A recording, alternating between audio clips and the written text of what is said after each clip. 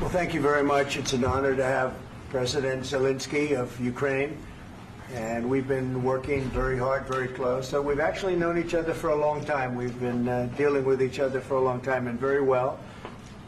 We had a little negotiation spat, but that worked out great. I think for both countries, I think for the world, actually, beyond both countries. And we have something that is a very fair deal. And we look forward to getting in and digging and working and getting some of the rare earth. But it means we're going to be inside, and it's a big commitment from the United States, and we appreciate working with you very much. And we will continue to do that. We have had some very good discussions with Russia. I spoke with President Putin, and we're going to try and bring this to a close. It's something that you want and that he wants. We're going to have to negotiate a deal. But we've started the confines of a deal, and I think something can happen. The big thing is the number of soldiers, mostly at this point, but soldiers being killed. They're losing thousands of soldiers. So on both sides, we're losing a lot of soldiers, and we want to see it stop. And we want to see the money get put to different kinds of use, like rebuilding. And we're going to be working very hard. But we've had a lot of very good conversations. I will say until we came along, the Biden administration didn't speak to Russia whatsoever. They didn't speak to anybody. They just allowed this to continue. And I will say that, I'll say in front of you, you've heard me say it 1,000 times, if I were president, this war would have never happened. We would have had a deal negotiated for you without having to go through what you've gone through. But your soldiers have been unbelievably brave. We've given them great equipment, but somebody has to use the equipment. They've been unbelievably brave, and we give them great credit. This was supposed to be over very quickly, and here we are 3 years later. So I give tremendous credit to your generals and your soldiers and yourself in the sense that it's been very hard fighting, very tough fighting. They're great fighters. And you have to be very proud of them from that standpoint. But now we want to get it over with.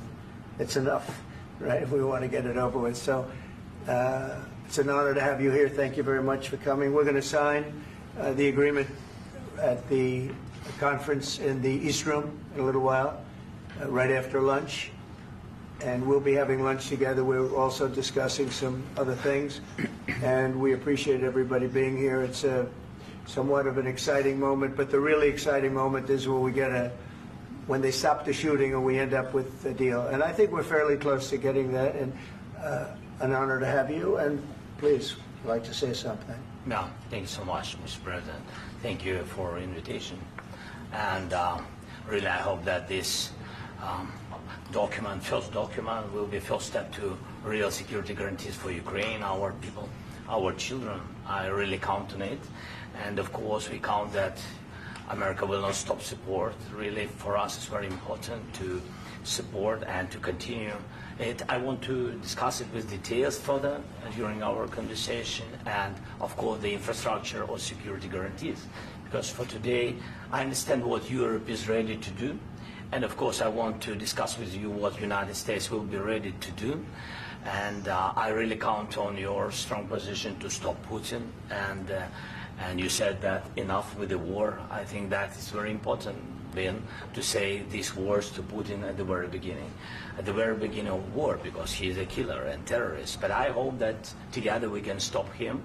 But for us, it's very important to, to save our country, our values, our freedom, democracy, and of course, no compromises with the killer about our territories. But it will be later.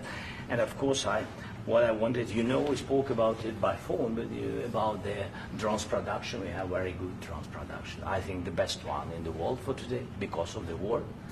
Yes, and of course, we need very much the air defense. You have the best air defense in the world, and really you helped us under attacks of Russians. And I want to speak how we can exchange the licenses. We're open to share the licenses of all our drones with you, of course, with the United States. And we need licenses for quick production of air defense. Even after the war, we need our nation to be calm, that we are secure. So that's why we need this air shield. And of course, about this, I want to speak about the contingents. I think that France and UK already spoke to you, and we know that Europe is ready, but without the United States, they will not be ready to be as strong as we need. And then the last point, last but not least, about exchange, about our people and children. And you know that these crazy Russians, that they stolen 20,000 of children, Ukrainian children. They changed their names, they changed their, their families, relatives, and now they're in Russia. We want to bring them back, and really, it's a big, big dream, task, and goal for me, and our warriors. By the way, Mr. President, we exchanged, released more than 4,000 warriors from Russian prison, but there are thousands more in the prison. I wanted to share with you some images. How it's can I now? Yeah, please. Some minutes, 1 minute, 1 minute. Just you to understand in what circumstances, in what situation they are, and what the attitude of Russia to our prisoners. They have guys, just you before and after. And you see before and after, just you to understand. Now thousands of such guys, ladies and men, there, and that, so they don't eat, they beat them, and they, they do a lot of bad things. So out of, even during the war, there are rules. Everybody knows there are rules during the war. So these guys, they don't have any rules. You see that 50, 60 kilograms left, and a lot of such things. And I didn't want to show you what the changes with images of children, because I will just share with you. And I mean, it's looking tragic. Yeah, that's tough stuff. Yeah, I wanted very much to give you, and you see it. Yeah. This is pastor, by the way. They stolen pastors, because it's not Russian church. They stolen pastors and moved pastors to the prison. At the end of last year, we brought 3 pastors, and we could exchange them. And this is pastor, you see. Yeah, it's tough. Yeah, so I mean, this I wanted to show you, and this. So thank you very much. We want to get that ended, right? Yeah, of course. We And I will. think we will. And We have to, of course. do you have any questions, please? Thank you, Mr. President. With how much money is the U.S. going to put into the fund that is being created today, and how does this provide long-term security for Ukraine? Well, we don't know exactly how much, because we're going to be putting some money in a fund that we're going to get from the raw earth that we're going to be taking and sharing in terms of revenue. So it's going to be a lot of money will be made from the sale and from the use of raw earth. And as you know, our country doesn't have much raw earth. We have a lot of oil and gas, but we don't have a lot of the raw earth. And what we do have is protected by the environmentalists, but that can be unprotected, but still it's not very much. They have among the best in the world in terms of raw earth. So we're going to be using that, using it for all of the things we do, including AI and including weapons and the military, and it's really going to very much satisfy our needs. So it's something that just worked out really well. We have a lot of oil and we have a lot of gas, but we don't have raw earth. So this has just about every component of the raw earth that we need for computers, for all of the things we do. This puts us in great shape. And on long-term security for Ukraine, how does this provide? I think they're going to have great luck. I think once we make the agreement, that's going to be 95% of it. They're not going to go back to fighting. I've spoken with President Putin, and I feel very strong. I've known him for a long time, and I feel very strongly that they're very serious about it, and we'll make a deal. And when the deal is made, I don't think we talk about security. Everyone's talking about the other day. All they talked about was security. I said, let me make the deal first. I have to make the deal first. I don't worry about security right now. We have to have a deal, because right now, last week, 2,000 soldiers died on both sides. 2,000, and they're losing 1,000, 2,000, 3,000 a week. So as we sit here and we talk, people are getting shot and dying on the battlefield. And, you know, they're not American soldiers, but they're Russian soldiers and they're Ukrainian soldiers, and we want to be able to stop it. And we want to be able also to spend money on other things. We don't want to, this is a tremendous amount of money, and what the Biden administration did was terrible. They were giving money, but they had no security on the money. Europe, as you know, gave much less money, but they had security. It was in the form of a loan. They get their money back, and we didn't. And now, at least we're protected because the American taxpayer has to be protected too. But this is an incredible agreement for Ukraine because we have a big investment in their country now, and what they have, very few people have. And we're able to really go forward with very, very high-tech things and many other things, including weaponry that we're going to use in many locations, but that we need for our country. Mr. President, This allows us to do this. will you continue sending military aid? Yes, go ahead, please. If I can just yes. In the document, there is one of the very important points. If we speak about business and investment, we never had LNG terminals in Ukraine. This document will open. I mean, the next document, but anyway, here we see in the framework, we see really goodwill for this. LNG terminals for us is very important, and I think for security of European continent. We have the biggest storage, gas storage. We have the biggest in Europe. Yes, yes, and we can use it. Use it for LNG. Use it for LNG, and we will do it. And really, we can help Europe because Europe really helped. President Trump said that they made less support, but they are our friends and they are our very supportive partners. They really gave a lot, Mr. President. They did. They gave a lot, but they gave much less. No. Much less. No. No. No. Okay. Okay.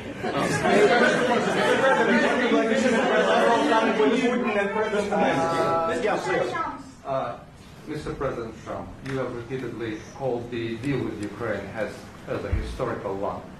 And as a President of the United States, you make historical decisions in other issues which affect America and other world.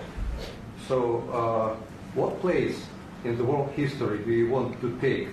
And do you associate yourself with any famous historical figures? Yeah, I'd say George Washington, Abraham Lincoln. I would say I'm far superior to George Washington and Abraham Lincoln. Now, you know I'm only kidding, right? Because when I say that, the fake news is going to go wild. They're going to say he considers himself to be better than Washington. But you never know. You never know. I don't compare myself to anybody. I'm here to do a job. We've had a great 35 days or whatever it might be, a month, a little more than a month. We've accomplished tremendous amounts. Not only this would be a very great achievement if we could get the war stopped and get them back to normalization. I think that's going to happen. We've had very good talks on both sides, as you know. But I think we've done a very good job, just generally. If you look at all of the things we've done in 30 days, they're saying there's never been a opening for a president. The first month, there's never been a first month like we've had. And this is one of the very important things. This, to me, is one of the most important things because we have tremendous death taking place as we speak, and I don't want to have that. You know, think of the parents, whether they're in Russia or Ukraine, think of the parents of all these people being killed needlessly. They came to our territory. Should have never started. This would have, if I were president, this would have never started. Mr. President, where has allowed your commitment?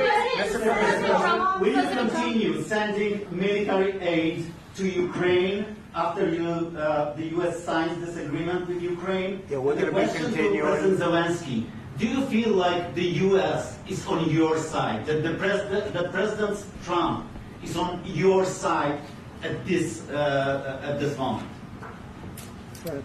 What do you think? He wants to know, do you think that, sort of a stupid question. I guess we wouldn't be here if I wasn't. But, I think that the United States on our side from the very beginning of occupation, And I think that President Trump on our side, and of course, I'm sure that the United States President will not stop support. This is crucial for us. It's important for us. Yes.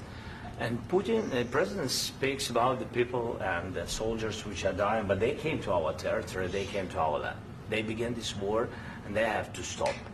And I think this is the question, with really the most important question. Can President Trump, I hope yes, with some other allies, to stop Putin, withdraw these enemies, our enemy, withdraw these troops from our land? And I think that you asked about the history, I think that if President, or when, he will stop Putin, if President Trump will bring peace to our country, I think he will be on this wall in time. We've had very, very good talks. What about military aid to Ukraine? President Zelensky just said that there will be no compromises with Vladimir Putin. I just wanted to ask both of you. Firstly, are there compromises that you think that President Zelensky is going to have to make? And President Zelensky, is there anything that you might be thinking that you may be able to offer or bring to the table, for example, elections? Thank you. I think you're going to have to always make compromises. You can't do any deals without compromises. So certainly he's going to have to make some compromises, but hopefully they won't be as big as some people think you're going to have to make. That's all. That's all we can do. I'm here as an arbitrator, as a mediator to a certain extent between two parties that have been very hostile. To put it mildly, they've been very hostile. There's been a vicious war. There's been a vicious war. You know, it's a very level battlefield, and those bullets go out, and as I've said many times, we were talking about it with Pete, many times the only thing stopping those bullets is a human body. And in the case we're talking about, generally young human bodies are stopping a lot of bullets. It's dead level. That's why it's great farmland. It's great land. It's great farmland, but there's very little protection against the bullets that are being, and other things that are being shot. So all I can do is see if I can get everybody at the table and get an agreement. And I think we're going to end up with an agreement. Otherwise, I wouldn't probably be even here today. Mr. President, I've got two questions for you. You think ultimately your legacy will be the peacemaker and not the president that led this country into another war and ended foreign wars? And I've got a question. I hope it will. I mean, I hope I'm going to be remembered as a peacemaker. This would be a great thing if we could do this. I'm doing this to save lives more than anything else. Second is to save a lot of money, but I consider that to be far less important. So I hope I'm going to, thank you, Brian, for that question. It was a nice question. I hope I'll be known and recognized as a peacemaker. This would be a great thing to solve. This is a very dangerous situation. You know, this could lead to a third world war. This was headed in the wrong direction. If this election were lost, if we didn't win this election, and we won it by a lot, that was a mandate. We won every swing state. We won the popular vote by millions and millions of votes. We won everything. The districts, you look at the areas of red, take a look at a map. This was a big mandate, and this was one of the things. I said, we're going to get this thing settled. If we didn't win, I think this could have very well ended up in a third world war, and that would not have been a good situation. What was your second question? And my second question for President Zelensky. Why don't you wear a suit? You're at the highest, why don't you wear a suit? You're at the highest level in this country's office, and you refuse to wear a suit. Just want to see if do you own a suit? Yeah, problems. A lot of Americans have problems with you not Really? respecting the dignity of this office. I will wear a costume after this war will finish. Okay. Yes, maybe one. Maybe something like this. Something like Yes, yours. sir. Yes. That'd be great. Maybe something better. I don't know. We will see. Maybe something cheaper than. Yeah. Thank you. Thank you. President Trump. Thank you, President Trump. You said yesterday that you have. Are you going to send more arms to Ukraine in case there's no peace? Yeah, we're going to have arms to Ukraine, yeah, sure. Hopefully I won't have to send very much, because hopefully we're going to have it finished. We're looking forward to finishing this quickly. We're not looking forward to sending a lot of arms. We're looking forward to getting the war finished so we can do other things. But we very much appreciate the agreement, because we needed what they had. And we're treating, our country is now treated fairly. Biden didn't do that. He didn't know what the hell he was doing. This should have never happened. This should have never started. But, sure, the answer is yes, but hopefully we won't have to send much, because I'm looking forward to getting it done quickly, very quickly. Does that mean you'll provide security guarantees, Mr. President? I don't want to talk about security yet, because I want to get the deal done. You fall into the same trap like everybody else. A million times you say it over and over. I want to get the deal done. Security is so easy. That's about 2% of the problem. I'm not worried about security. I'm worried about getting the deal done. The security is the easy part. Security is very nice. Everybody stopped shooting. And now will Europe put people there? I know France is going to. I know the UK is going to. I know other countries are going to, and they happen to be right next door. We haven't committed, but we could conceivably. We have security in a different form. We'll have workers there digging, taking the raw earth so that we can create a lot of great product in this country. So in that sense, you have something, but we haven't determined that yet. I will say, in speaking to France and in speaking to, and they were here, as you know, last week and just the other day, they have committed to a lot of security. I don't think you're going to need much security. I think once this deal gets done, it's over. Russia's not going to want to go back, and nobody's going to want to go back. When this deal ends, I really believe this deal is going to be over. Yeah, please go ahead. Go ahead. Thank you so Mr. President, thank you. You had Mr. Macron and Keir Starmer at the White House this past week, both of whom praised your courage and conviction to lead the pathway towards peace. Yes. Part of that involved, though, re-engaging Russia in diplomatic relations, something that previous leaders lacked the conviction to do so. What gave you the moral courage and conviction to step forward and lead that? Well, I love this guy. Who are you with? One American News, sir. Well, that's why I like him. One American News does a great job. I like the question. I think it's a very good question. It's a pathway to peace. It's a pathway to getting something solved. And I feel that as the head of this country, I have an obligation to do that. Plus, we're very much involved. We got involved. It's too bad we got involved, because there should have been no involvement, because there should have been no war. And there shouldn't have been October 7th. That would have never happened. As you know, Iran was broke. They had no money to give to Hezbollah. They had no money to give to Hamas. They were stone cold broke. And then under Biden, they became rich as hell. They went from no money to $300 billion in a period of 4 years. And they gave a lot of that money away, and you see what happened. And that's a real mess also that we hope to be able to solve. But no, I appreciate your question very much. I feel I have an obligation to try and do something to stop the death. If I can answer. Yes, if I can answer. Sorry. Please. And I do like your clothing, by the way. Yeah, really? Even though I think he's a great guy, by the way. But I don't know if you two like each other. But you know what? I think he's dressed. I like this guy. I think he's dressed beautiful. So I have more serious things than answer on such Yeah, questions. sure, I will answer on more That's serious a good questions statement. if I can. Yes. Yeah. So please, about security guarantees and about just ceasefire. We can't just speak about ceasefire and speak. It will not work. Just ceasefire will never work, because I'm like a president. I have this experience, and not only me. Ukraine before my presidency, from the 2014, Putin broken 25 times. 25 times he broken his own signature. 25 times he broken ceasefire. But he never broke to me. He never broke to me. No, you were the president. He You were the president he during. never broke to me. In 2016, you've been the president, Mr. President. You've been the president, but he had, of course, not with you, but he had during those periods. He had conversations with our side, and we had Normandy format. The France, Germany, Ukraine, and Russia, and he broken 25 times. That's why we will never accept just ceasefire. It will not work without security guarantees.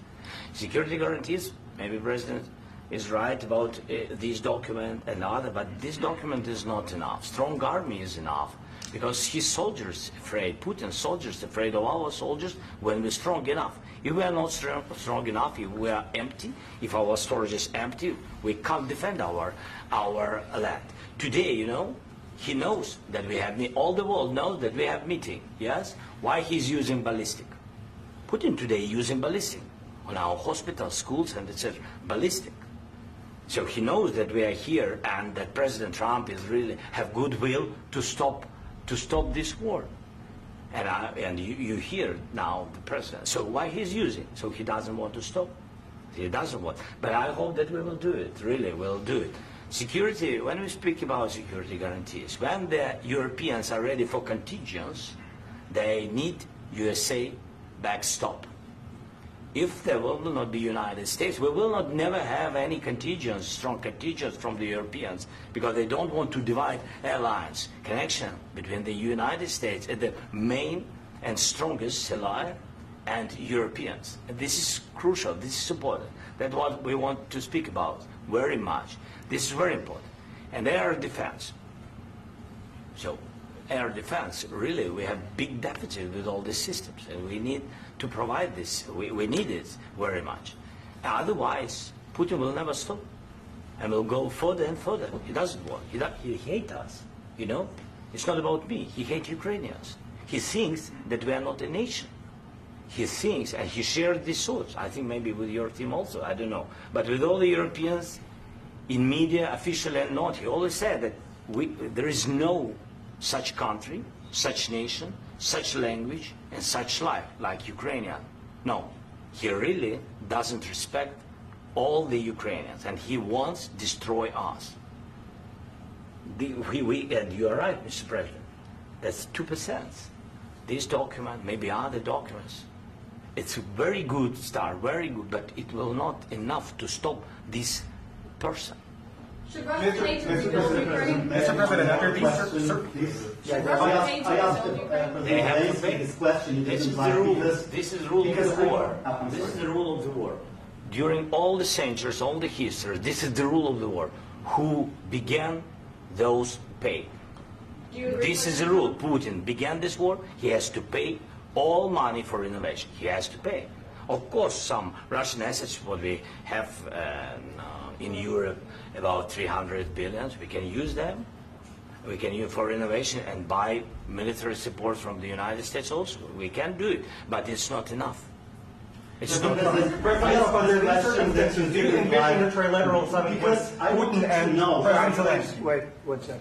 I asked this question that you didn't like because I wanted to know if you want to position yourself in the middle between Russia and Yes. Ukraine or on the Ukraine's. No, I'm in the middle. I want to solve this thing. I'm for both. I want to get it solved.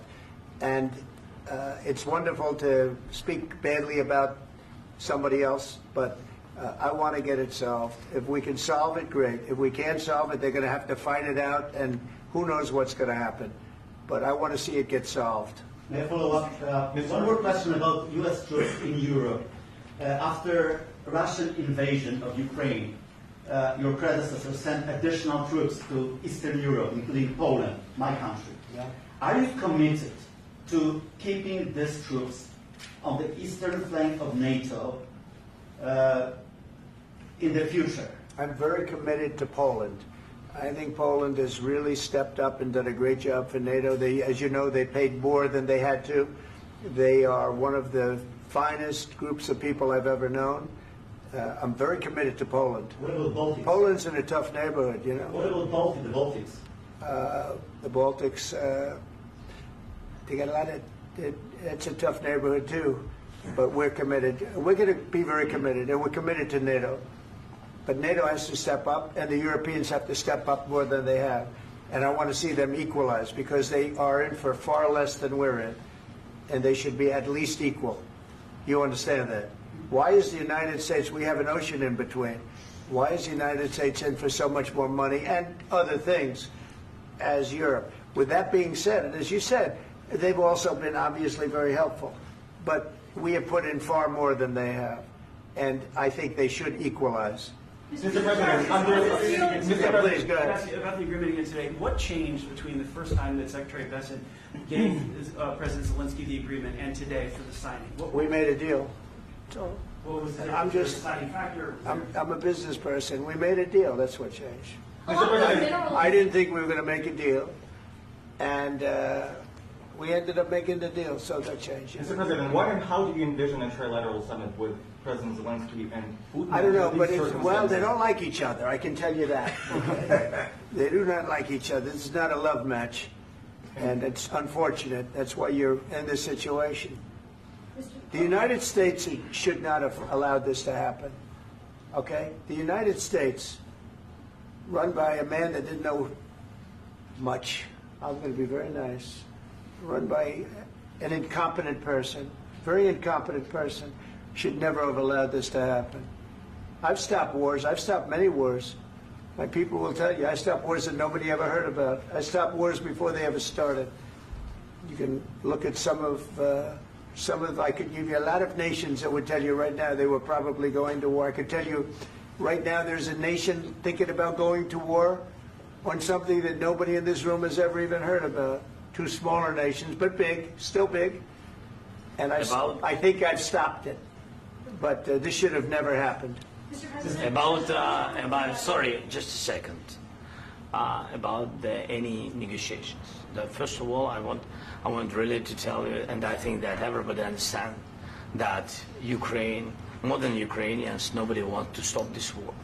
But at the future, any negotiations, it's understandable that two sides of the war, not Russia and the United States, because this is not the war between Russia and the United States. This is war of Russia against Ukraine and Ukrainian people. So these two sides will be at the anyway will be at the negotiation table. Then of course United States, like the strongest partner of the Ukraine, and of course Europe. I think Europe is very important. I want to speak about it with the President. Yes, Europe is very important for us because we really defend Europe for today. All Europeans really recognize that we are defending line and they have real life and our people are dying. That's why they helped us. And also it's about the NATO. Yes, between, like the President said, you have big, nice ocean. Yes, between us. But if we will not stay, Russia will go further to Baltics and to Poland, by the way. But first to the Baltics. It's understandable for them because they've been in the USSR. You know, they've been one of the republics of the USSR, and Putin wants to bring them back to his empire. It's a fact. And when he will go there, if we will not stay, you will fight. Your American soldiers, it doesn't matter, do you have ocean or not, your soldiers will fight. Mr. President, would you be willing to visit Ukraine, maybe Kyiv or Odessa, which is known to be a third-year of the Black Sea? It was my question. I'm sorry. I don't want to talk about Odessa now. Let's not talk about Odessa. I want to talk about making a deal, getting peace. We don't have to talk about Odessa, but a lot of cities have been destroyed. A lot of cities that are not recognizable. There's not a building standing. No, and a lot of things. Mr. President, you have to come and to look. No. We have very good cities. Yes, a lot of things have been destroyed, but mostly cities alive, and people work, and children go to school. Sometimes it's very difficult. Sometimes closer to front line, children have to go to underground schools or online. But we live. Ukraine is fighting, and Ukraine lives. This is very important. And maybe it's Putin is sharing this information that he destroyed us. No, he lost 700,000 people, 700,000 soldiers. He lost everything. Yes. So. Mr. President, one more. I mentioned Poland. Please, go ahead. When did you last speak with President Putin, and what did he say that? A couple of days ago. And what did he tell you that gave you the assurance that he wanted peace? Well, that's what I do. My whole life is deals. I know pretty good. And I've known him for a long time. I've dealt with him for a long time. He had to suffer through the Russia hoax. You know, Russia was a hoax. It was all Biden. It was nothing to do with him. So he had to suffer through that, and he was able to do that. I think that he wants to make a deal, and he'd like to see it end. That's all I do. That's what I do. My whole life, that's what I do is make deals. And I'm in the middle of a mess because this is a real mess. It's a very dangerous one. If this doesn't get solved now, it's not going to get solved for a long time. So I hope we're going to get it solved. In the back, please. Thank you, Mr. President. Prime Minister Starmer claims repeatedly that his government believes in free speech and was not engaged in censorship. But his country's government arrests people for memes and thought crimes, and even more worrisome is pressuring American companies to censor Americans on his behalf. How can he be a reliable, trustworthy partner when he says things that are demonstrably false on such an important topic? Well, we actually spoke to him about that yesterday, and we thought they took it very, very much too far. JD was very strong on it. So was I.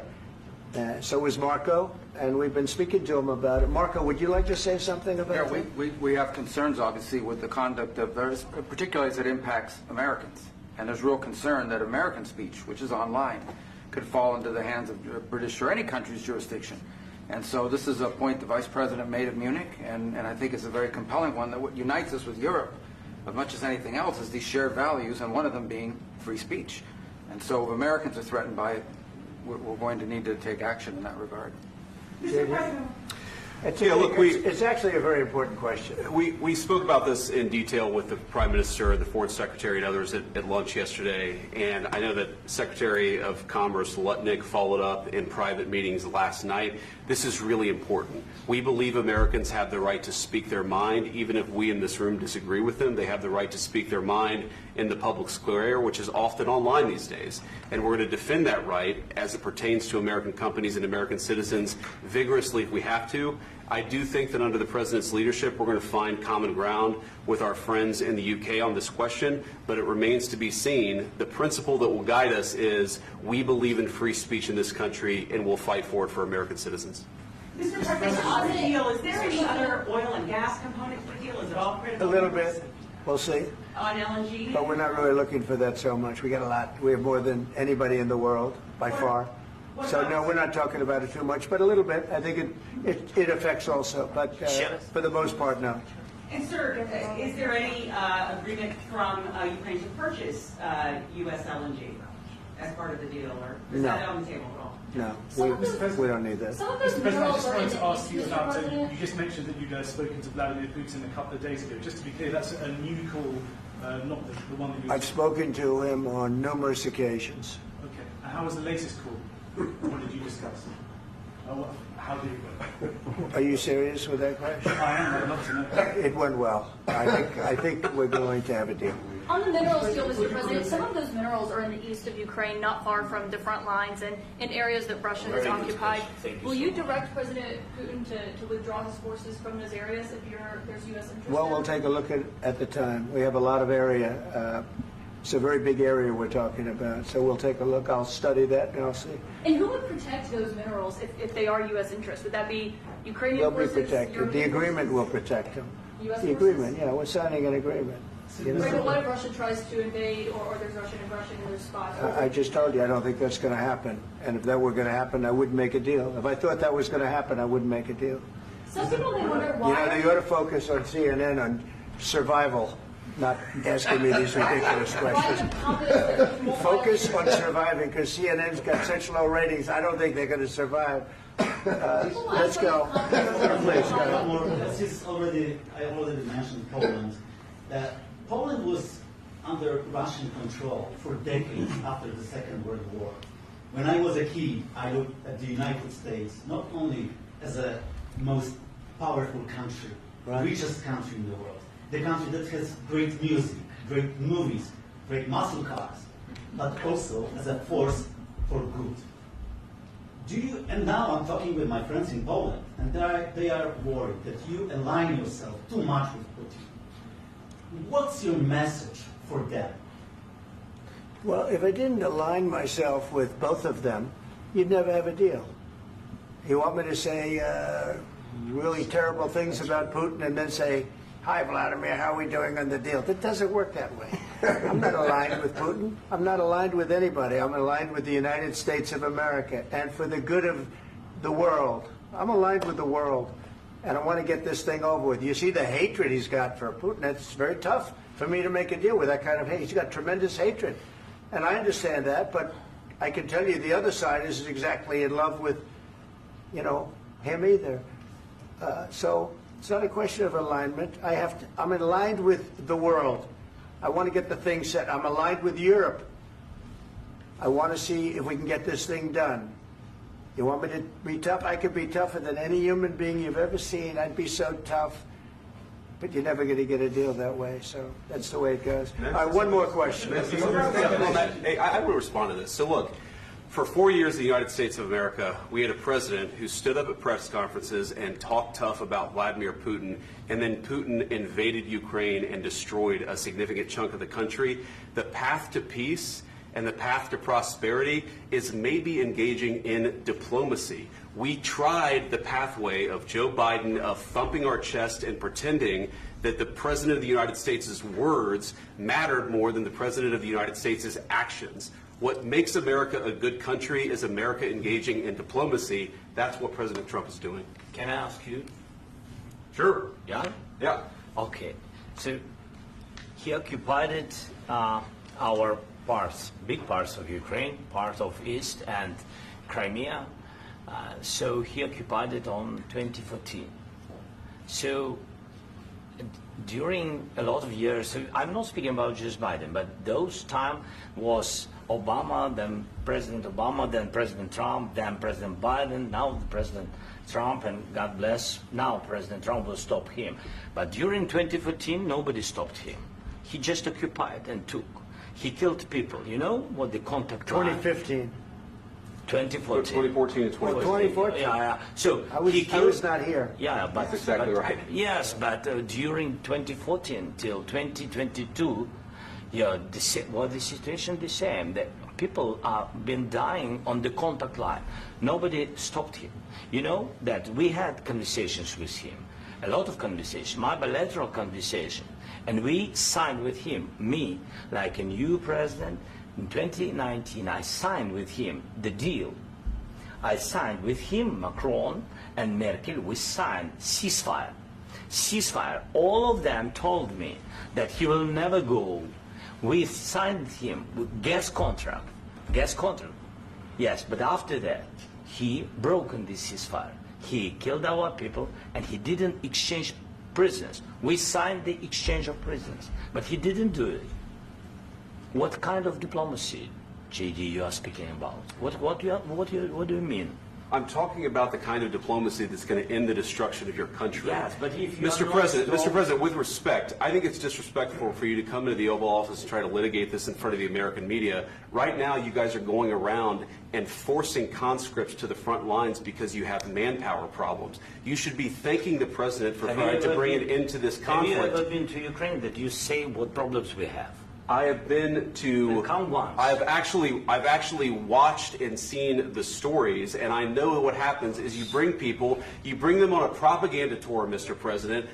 Do you disagree that you've had problems bringing people into your military? And do you think that it's respectful to come to the Oval Office of the United States of America and attack the administration that is trying to prevent the destruction of your country? A lot of questions. Let's start from the beginning. Sure. First of all, during the war, everybody has problems. Even you, but you have nice ocean and don't feel now, but you will feel it in the future. God bless. You don't know that. God bless. You God bless. You will not have a war. Don't tell us what we're going to feel. We're trying to solve a problem. Don't tell us what we're going to feel. I'm not telling you. Because I'm you're in no answering on position this to question. dictate that. That's exactly Remember what this. you're doing. You're in no position to dictate what we're going to feel. You We're will- going to feel very you will good. Feel influenced. We're going to feel very I'm good and telling very you, strong. You will feel influenced. You're right now not in a very good position. You've allowed From the yourself very- to be in a from very the very bad position, beginning and he of the happens war. to be right about From the it. very beginning of the war. You're not Mr. in a good Brown, position. I You don't have the saying- cards right now. With us, you start having I'm not playing cards. cards. Right now, you I'm don't. very You're playing serious, cards. Mr. President. You're I'm playing very cards. serious. You're I'm gambling the with the president lives of anymore. millions of people. You think- You're gambling with World War What do you- III. what do you You're think about? gambling with What do you World think War about? III.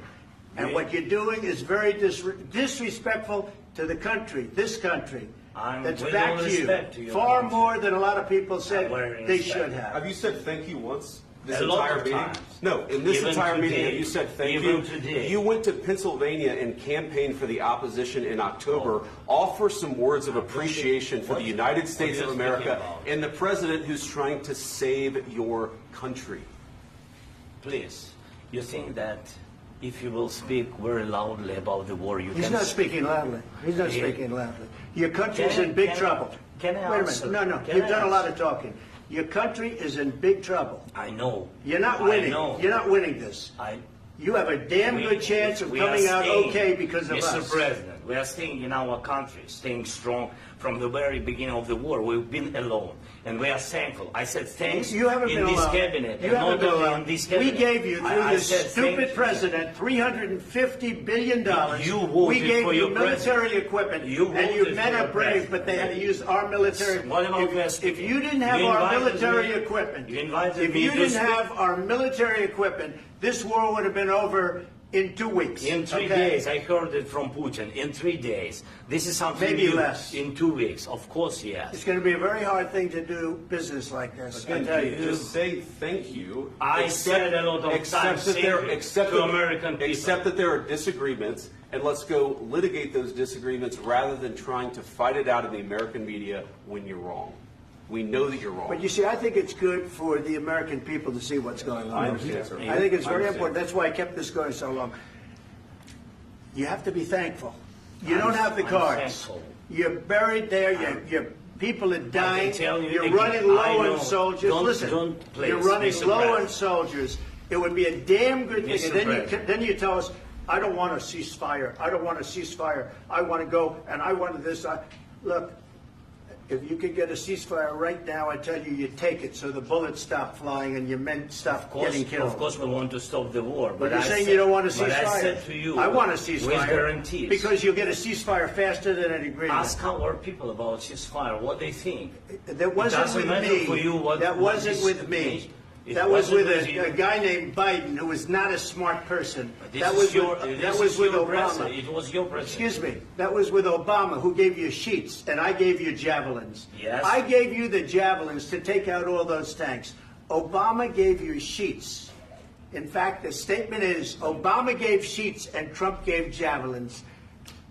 You got to be more thankful, because let me tell you, you don't have the cards. With us, you have the cards. But without us, you don't have any cards. One more question to Mr. Vice President. I'm sorry. It's going to be a tough deal to make, Um, because the attitudes have to change. What if Russia breaks ceasefire? What if Russia breaks peace talks? What do you do then? I understand that it's a heated conversation right now. What are you but saying? what She's if asking, what if Russia breaks the ceasefire? What if anything? What if a bomb drops on your head right now? Okay? What if they broke it? I don't know. They broke it with Biden because Biden, they didn't respect him. They didn't respect Obama. They respect me. Let me tell you, Putin went through a hell of a lot with me. He went through a phony witch hunt where they used him and Russia. Russia. You ever hear of that deal? That was a phony Hunter Biden, Joe Biden scam. Hillary Clinton, Shifty Adam Schiff. It was a Democrat scam.